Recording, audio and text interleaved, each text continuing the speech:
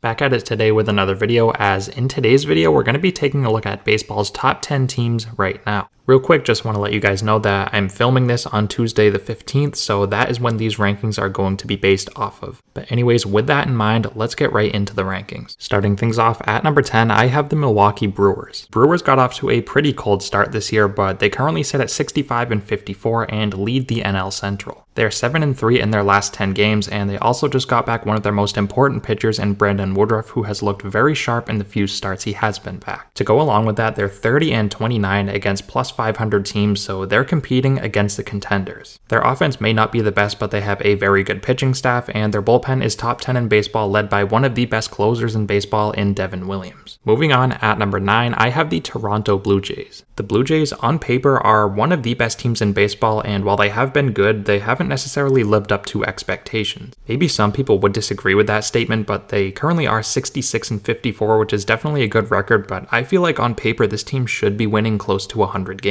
Their pitching, however, has been living up to the hype, as they have the best team ERA in baseball at 3.7. Yusei Kikuchi and Jose Barrios have been very good up to this point, and Kevin Gausman has looked like a Cy Young candidate. Their offense is loaded, but Vlad Guerrero Jr. has been a bit disappointing, and they are currently without Bo Bichette in their offense, who will hopefully be back soon to give them a boost. Toronto is a great team, but I think they could be better, and I have them coming in at number 9. At number 8, I have the Seattle Mariners. Prior to their current 3-game skid, Seattle was the hottest team in baseball. Julio Rodriguez has been heating up as of late, and Cade Marlowe has been a pleasant surprise. But the Mariners' real talent is within their starting rotation, as they currently have a 3.71 ERA, which ranks second in all of baseball. They probably have the best three-headed trio in their starting rotation in Luis Castillo, Logan Gilbert, and George Kirby. On top of the elite starting pitching they possess, they also have one of the best bullpens in baseball, as they have a 3.48 bullpen ERA, which ranks third. So similar to the Brewers, Seattle has not so great of an offense, but they have a very good pitching staff and an elite bullpen that I think can take them a very long way.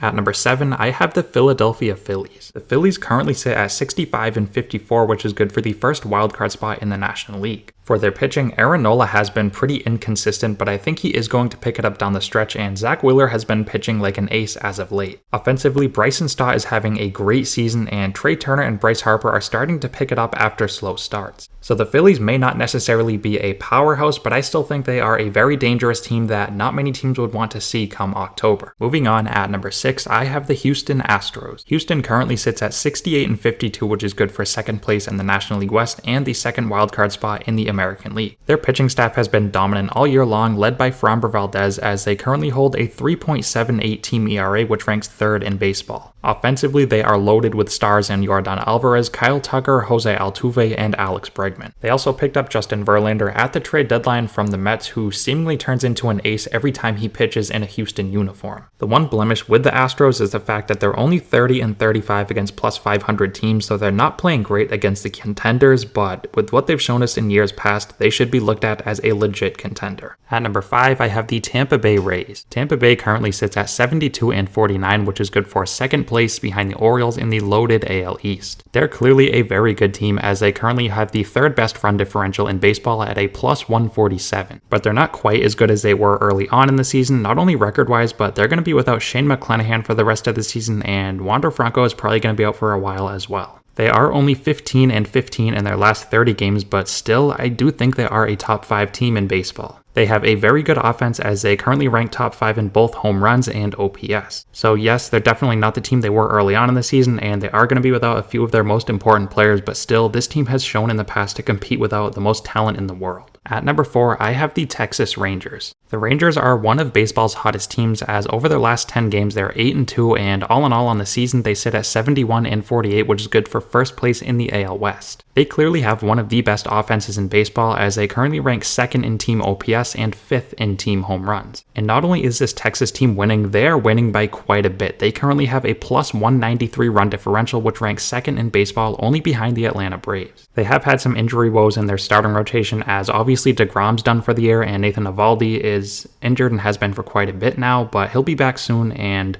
this team still has clearly shown that they can win without the best starting rotation or bullpen in the league. Moving on, at number 3, I have the Los Angeles Dodgers. The Dodgers are currently the hottest team in baseball as they hold a 22-8 record over the last 30 games. That has gotten them to a 71-46 record on the season where they look to be running away with the NL West. They also hold a plus 136 run differential, which ranks 4th in baseball, and they're also top 3 in team OPS and home runs. Freddie Freeman and Mookie Betts have been playing like the superstars that they are all year long. They're both putting up MVP caliber numbers. Clayton Kershaw looked solid in his first start back from injury, and Lance Lynn and Julio Urias have been pitching like aces over their past 3 starts. The Dodgers are putting the league on notice right now. They are the hottest team in baseball, and they are not a team that anyone is going to want to see in the postseason. At number 2, I have the Baltimore Orioles. It's pretty crazy to see how quick the Orioles turned around considering they were the worst team in baseball just a few years ago. They currently sit at 74-45, which is the second best record in all of baseball. They're also 20-10 over their past 30 games, which is second best in baseball over that span. Now, it is pretty weird that they are so good because they aren't even top 10 in team OPS, home runs, or ERA. They are, however, top 5 in bullpen ERA, which is, in my opinion, one of the most underrated aspects of a contending team. Felix Bautista has been dominant all year long. I would say he's been the best closer in baseball and a huge reason why the Orioles are as good as they are. This team is young, they're very good, they're 47-36 against plus 500 teams, which gives me reason to believe that once they get to the postseason, they are going to be a very dangerous team. And finally, at number 1, I have the Atlanta Braves. It really goes without being said, but Atlanta is clearly baseball's best team. They hold the best record at 76-42, the best run differential with a plus 201, the best team OPS at 848, the most home runs with 229, and they have stars all over their roster. Now, I mentioned they lead the league in home runs, and it is not even close. As I said, they have 229 as a team, and the Dodgers are in second place with 186. Ronald Acuna and Matt Olson are putting up MVP numbers, and Spencer Strider looks like one of the best pitchers in baseball, and they also just got Max Fried back from injury. On top of that, their bullpen is dominant. They have a 3.48 bullpen ERA, which ranks second in baseball. Top to bottom, this is clearly the best team in baseball. They've been the best team for a pretty long time now, and I have them coming in at number 1.